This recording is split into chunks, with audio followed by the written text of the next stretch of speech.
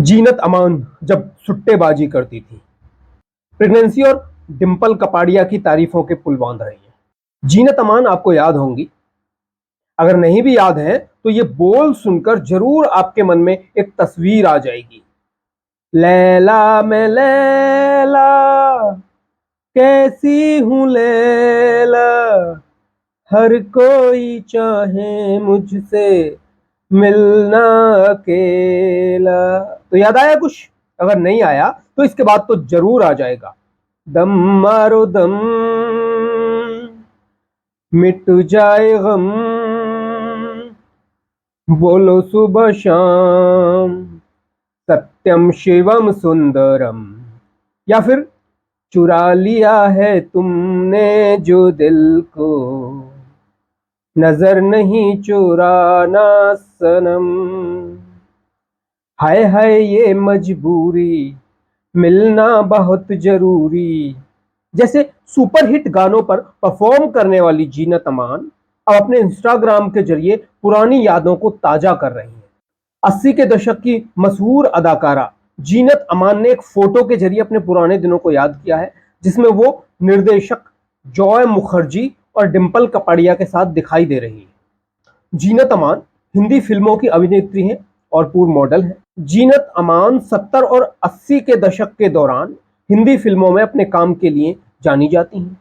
बॉलीवुड में अपनी शुरुआत करने पर जीनत अमान को परवीन बॉबी के साथ हिंदी सिनेमा की अग्रणी अभिनेत्रियों को आधुनिक रूप देकर उनकी छवि पर स्थायी प्रभाव छोड़ने का श्रेय दिया जाता है। जीनत अमान का जन्म बंबई में 1951 में एक मुस्लिम पिता और हिंदू मां के घर हुआ था।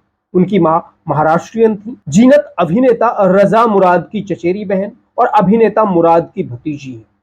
जब जीनत अमान 13 साल की थी, उनके पिता की मृत्यु हो गई। उनकी मां ने बाद में हेंज नाम के एक जर्मन व्यक्ति से शादी की और जर्मन नागरिकता भी ले ली। जीनत अमान ने मजहर खान से शादी की थी। हालांकि उनका वैवाहिक जीवन कोई सुखमय नहीं रहा। बहुत सारे कष्टों की उन्होंने बात की है। अब जीनत अमान अपनी पुरानी यादों को ताजा करने वाली एक इंस्टाग्राम पोस्ट के जरिए लोगों के सामने आई है। यह तस्वीर ब्लैक एंड व्हाइट है, जिसमें वह निर्देशक जॉय मुखर्जी और एक्ट्रेस डिंपल कपाड़िया के साथ नजर आ रही हैं।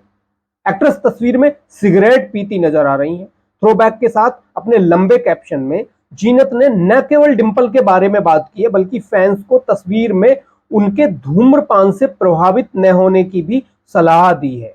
जीनत अमान अपने पोस्ट में लिखती हैं, मुझे याद नहीं आ रहा कि यह तस्वीर कहां ली गई थी, लेकिन निश्चित रूप से इसका फिल्म छैला बाबू से कुछ लेना देना था।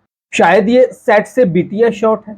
मैं ऐसा इसलिए कह रही हूं क्योंकि तब कुर्सियां प्रोडक्शन चलाती थी। मैं अपने ही कपड़ों में थी। मेरे साथ फिल्म के निर्देशक जॉय मुखर्जी और एक्साइटेड डिंपल कपाड़िया हैं, जो लीड एक्टर से शादी होने के बाद सेट पर आती रहती थी। लीड एक्टर कौन थे? आप सब जानते हैं, राजेश खन्ना साहब से डिंपल कपाड़िया ने शादी की।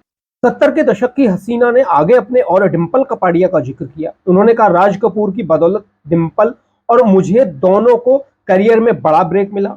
वह एक टीनेजर के रूप में थी जब उसे बॉबी की भूमिका में लिया गया था, जबकि मैं एसएस की बदौलत अपनी वेस्टर्न इमेज से इंडस्ट्री में आग लगाने में काबिल थी।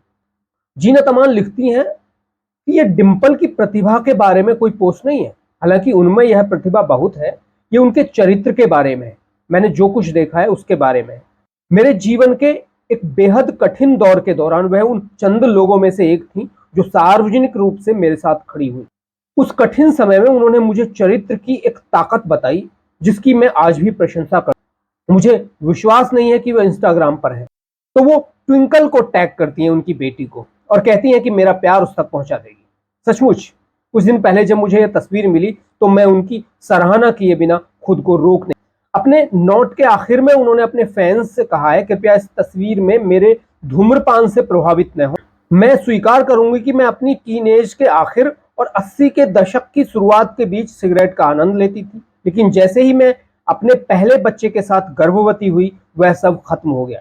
तो दोस्तों, वो बड़े अच्छे से लोगों को बता रही हैं कि सिगरेट पीना स्वास्थ्य के लिए हानिकारक है और किस तरह से उन्होंने अपनी प्रेगनेंसी के दौरान सिगरेट पीना बंद कर दिया। ये बात सही है कि उनकी जो मैरिड लाइफ थी वो बहुत बेकार रही, बहुत दुखी जीवन उन्होंने वो जिया जैसा वो बताती हैं। तो दोस्तों, आपका क्या कहना है, आप भी बताइए। आज के लिए इतना ही। नमस्कार, जय हिंद।